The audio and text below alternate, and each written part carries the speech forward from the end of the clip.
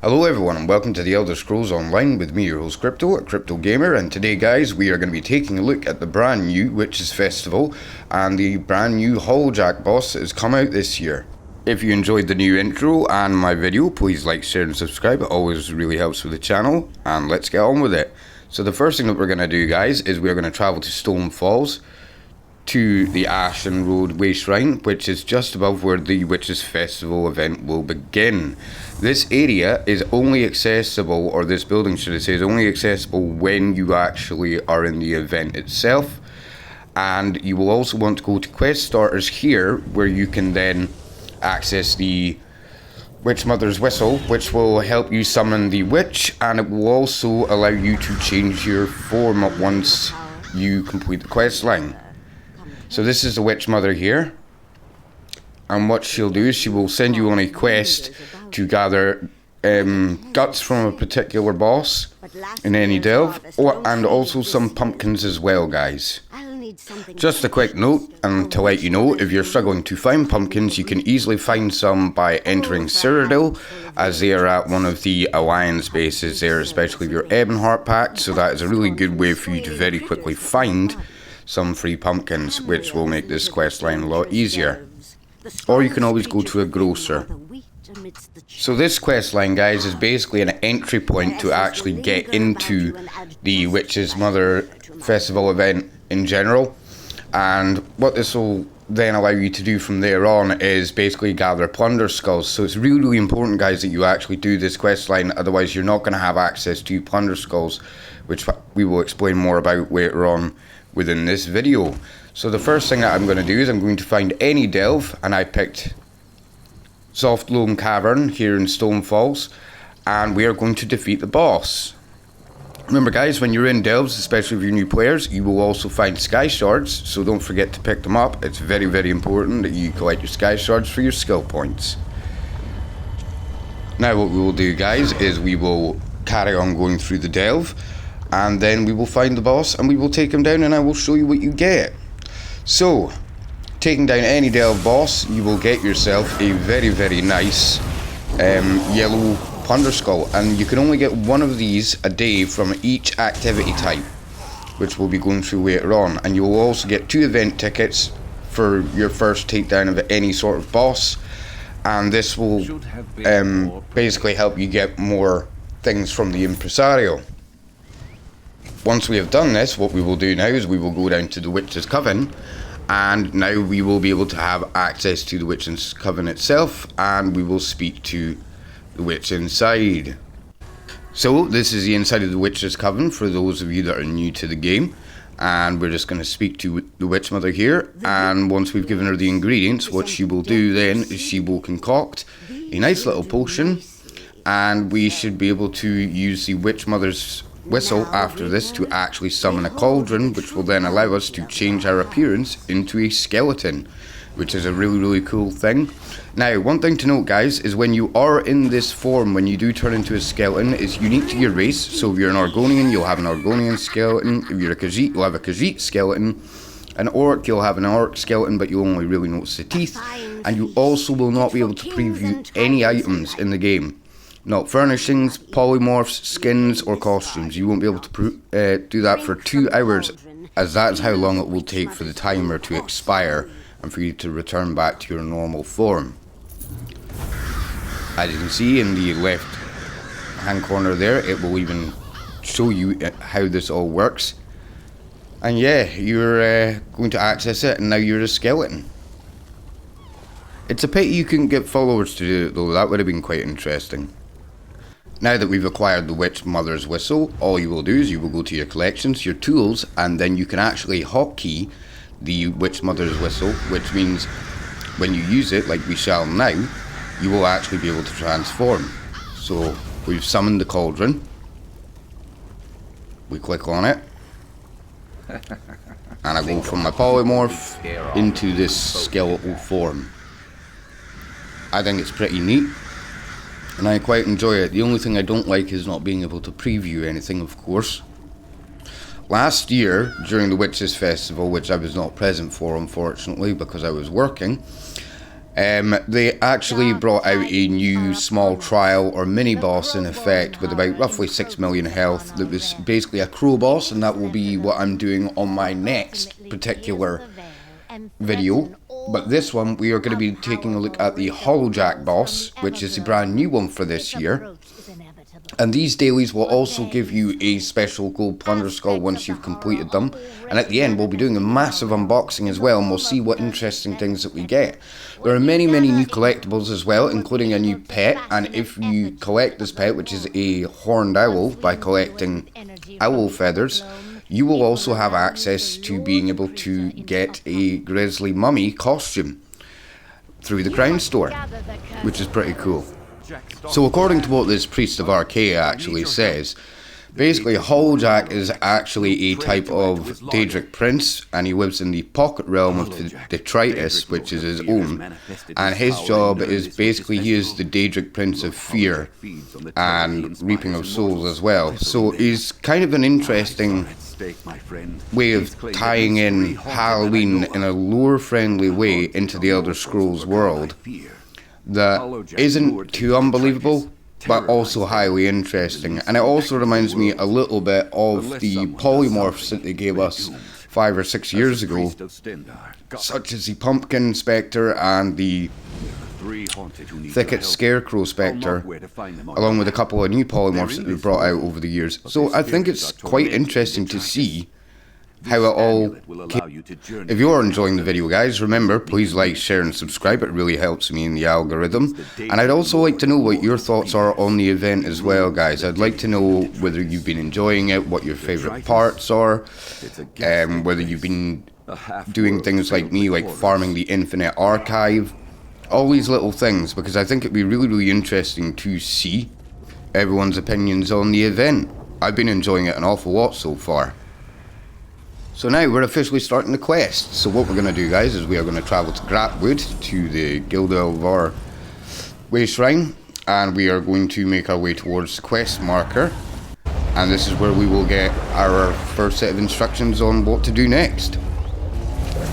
So now that we're here, we've got to speak to a wood elf named Thalain, and she will basically tell us that she believes that the entire lake is on fire and that she's stuck to this boat, as the hollowjack, Daedra, is basically terrorizing her and making her switch between detritus in her head and Nirn in reality, which I thought was quite interesting. So he basically does torment and plague his victims, feeding off of their fear, which I thought was quite an interesting lore perspective. So yeah. And now we're going to enter the portal to detritus, and it's quite funny seeing players just disappearing before you actually went in, but I think it's a really beautiful portal. It's a very unique, beautiful portal, and it's a shame they don't do more portals like that. So now that we're inside, you will realise it's pretty much a straightforward run. It's basically a corridor system, and it will take you about maybe a minute, and there are no enemies as far as I'm aware. Either that or there was so many people going through this that we were just taking everything out. But I personally think this is basically just sort of filler for the quest line itself, which is not too bad. It's interesting seeing a brand new environment that we've never seen before, especially these burning woods, and I thought it was a really nice touch. And at the end you will actually find this flower, and then you will be put into a state of fear by Lord Hollowjack, and you will get to see the spectral version of him for the very first time. As you can see, my character is not having a good time today. Now that we've completed this part, this is the first part of 3 different quests that will make up this entire storyline. So there are 2 more people to go and see, and 2 more areas of detritus to go through, which is going to be quite interesting to see.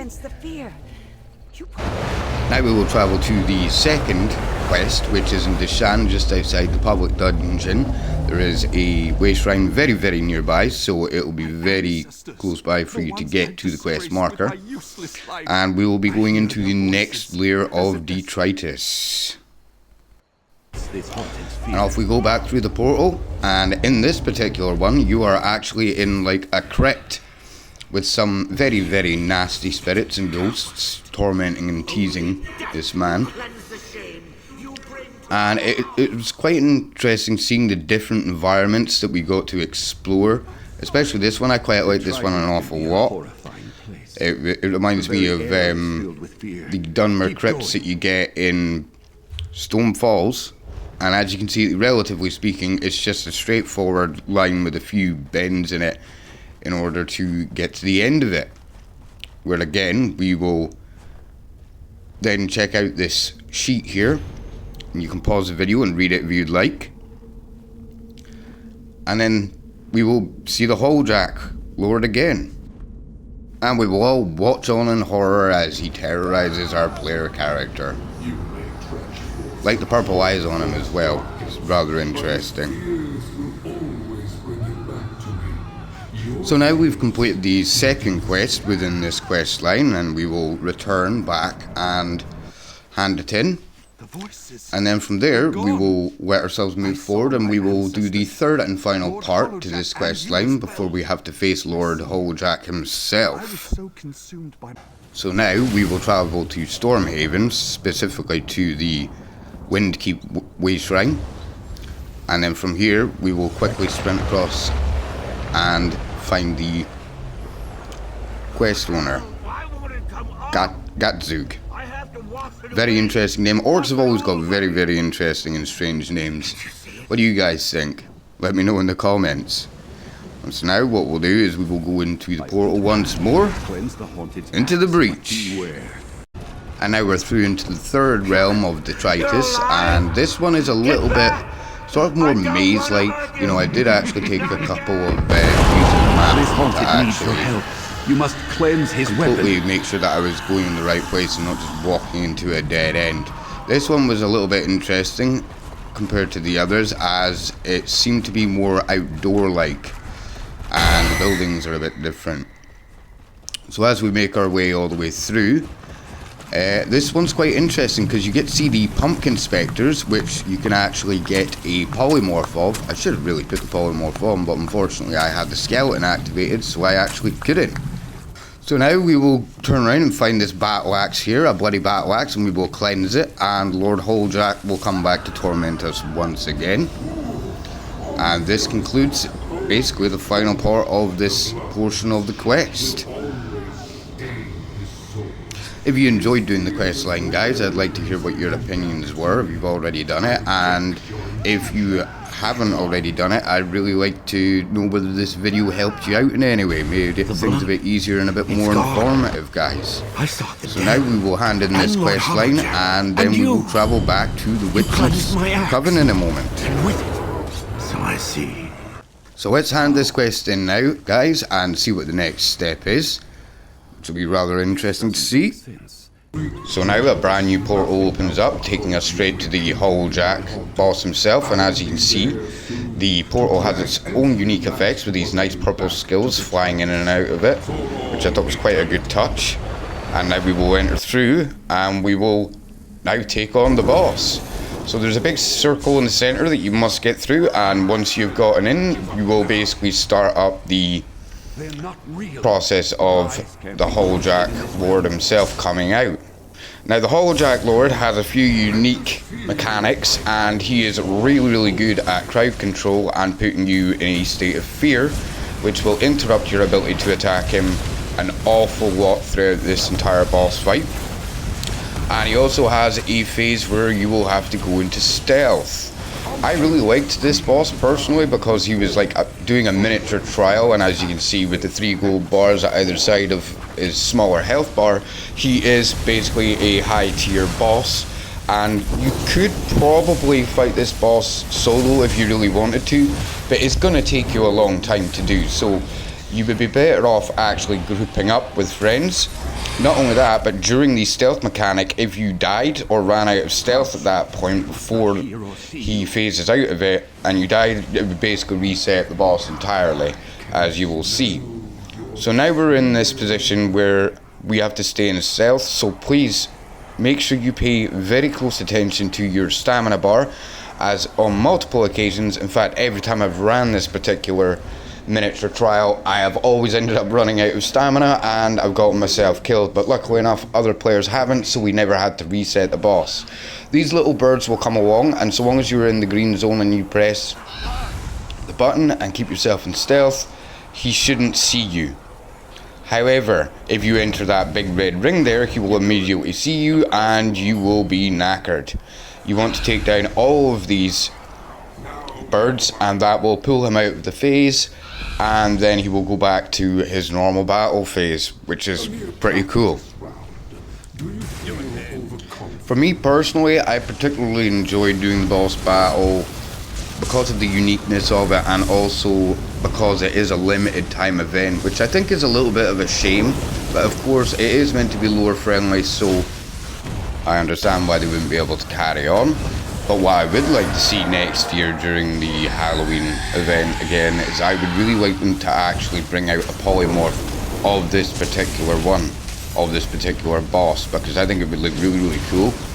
And the design of him was quite smart. It would be really good for playing maybe either a necromancer or for playing a spooky like warden, as it would fit with the aesthetics very well, especially if you added on something like one of the wild hunt mounts as well. It would really go well with this particular sort of polymorph. As you can see, we're slowly whittling down the bosses, which is great, and I think it's also good that you can take your companions in as well, because it's just like having an extra pet, especially if you're like me as a sork. I was a little bit silly, unfortunately, and totally forgot about the fact that my stamina was slowly running out, and I tried to make my way towards one of the birds, and then of course the hollowjack started charging. If he does see somebody, he will charge in the direction of that person, so if you are in front of the hollowjack lord, you will get absolutely caught up, and then you will get flattened like I did here, which I thought was hilarious. I really thought it was funny getting taken out by his aura of dread. It immediately one-shots you, there is no way to avoid it. Even if you were able to outrun it, you would eventually get caught, and that would be you. And I got taken out again. He just charged it towards another player, and that was it. So really, you've got to make sure that other people stay alive long enough for you to get through this phase, otherwise you are going to get absolutely cooked at this point. So I exited out of the ring so that when I would come back out, I would be fine, and I went back. And luckily enough, because everybody else survived, we didn't have to reset the miniature trial, and we carried on taking him down, whittling his health down piece by piece, and we got there in the end, which was pretty fun. In this next phase, once you get him down by 2/3 of his health, he activates a giant pumpkin that blasts out these beams of fiery death and destruction, and you do not want to get hit by these, as these are quite heavy duty and they will take a decent chunk of your health. And you also need to watch for him fearing you and using other snares, which will increase the likelihood that you get trapped and heavily damaged, which is a bit annoying, along with avoiding these routes. So as you can see, we've almost taken him down. He's almost dead. At this point, everybody really started hitting him hard because it was becoming a little bit more intense to take him down, but we hit him relatively hard. I was quite impressed with the group overall, and it was getting a bit close, as it seemed to feel like it was intensifying a little bit. That could have just been me, but I did enjoy the final phase of this particular battle. And now we have taken him down, and we got the Glenmoral Wood treasure maps, and we got a plunder skull as well, along with a few free items. You can actually rack up quite a lot of different items from these plunder skulls and from defeating certain bosses, so always pay attention. And now we will return back to the Coven. Now that we're back, we will hand in the quest, where we will get the hollowjack Demora plunder skull, which is the first time I got it. I've only done this twice so far, and what we will also be able to get is an undaunted bust and an undaunted head mount of Sir Hollowjack himself, and this will be accessed through your housing system, and you can put it in your house. Unfortunately, I can't preview it just simply because of, you know, the skeleton. So yeah, we got some plunder skulls. let's open them all up and see what we got. So we got a Weird Treasure map and a Dremora staves motif, and you will also get some like free blue or green items that you can sell on as well as these horned owl feathers. You need 10 of them to create the horned owl, like I told you before, to get your free pet. And you can also get like vampiric blueprints that you can then use for creating stuff in your house. And some of these items are actually quite rare, so it's quite useful to have them as long as you have the right motif styles. And I really enjoyed it. There was some really good, interesting items. If you enjoyed the video, guys, remember, please like, share, and subscribe. And comment and let me know what you thought of the video. This has been Crypto Gamer, guys. Have a fantastic day. Peace out.